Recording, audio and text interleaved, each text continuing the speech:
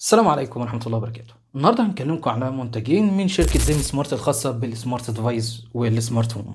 أول منتج معانا النهارده اللي هو السمارت ماتر زيجبي هاب، والموديل بتاعه اللي هو بيجي ام 6. لو جينا بصينا كده على المنتج نفسه ده شكله، وفي البداية كده عايز أقول لكم إن هو بيشتغل عن طريق اللان اللي هو كابل النت، وهنا منفذ البار بتاع اللي هو التايب سي، والأنتنة ديت علشان تقدر تدي لك إشارة كويسة جدا وتقدر تربط الأجهزة ببعضها. بنستخدم الهب ده في ايه؟ ان احنا نقدر نربط كل الاجهزه الذكيه مع الهب ده، وبعد كده نقدر نربطهم بالموبايل، وبالتالي نقدر نتحكم فيهم من خلال اليكسا او جوجل هوم او هوم كيت اللي خاص بابل.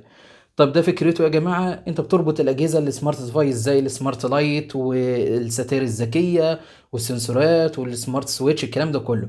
طبعا انت مش هتقدر تربطهم على طول بشكل مباشر مع الموبايل، لازم الهب ده يكون موجود. تربط الأجهزة دي كلها مع الهب، وبعد كده تضيفهم على التوي أو سمارت لايف، وبعد كده تقدر تضيفهم على الموبايل بتاعك. تقدر تحكم فيهم كلهم من خلال أمازون إليكسا أو جوجل هوم أو هوم كيت. طبعا الحاجات دي ما بتشتغلش، أو الهب ده ما بيشتغلش غير عن طريق اللان. طب نفترض إن أنا عندي مثلا المكيف اللي في البيت أو التلفزيون أو أي جهاز بقدر أتحكم فيه بالريموت. الأجهزة ديت مش ذكية، مش هقدر أربطها بالهب ده على طول.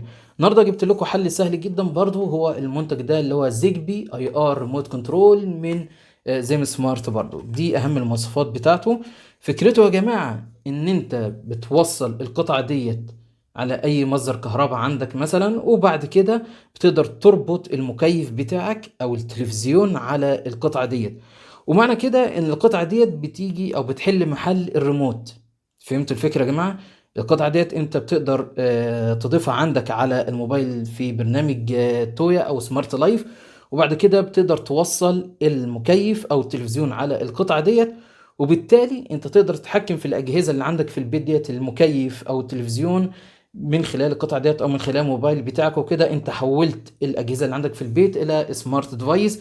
معلومة بسيطة بخصوص الاي ار ريموت كنترول ديت، ما بتشتغلش غير مع الهب اللي هو ام 6 اللي هو بيشتغل عن طريق اللان، ما بيشتغلش عن الهب تاني اللي هو بيكون والواي فاي.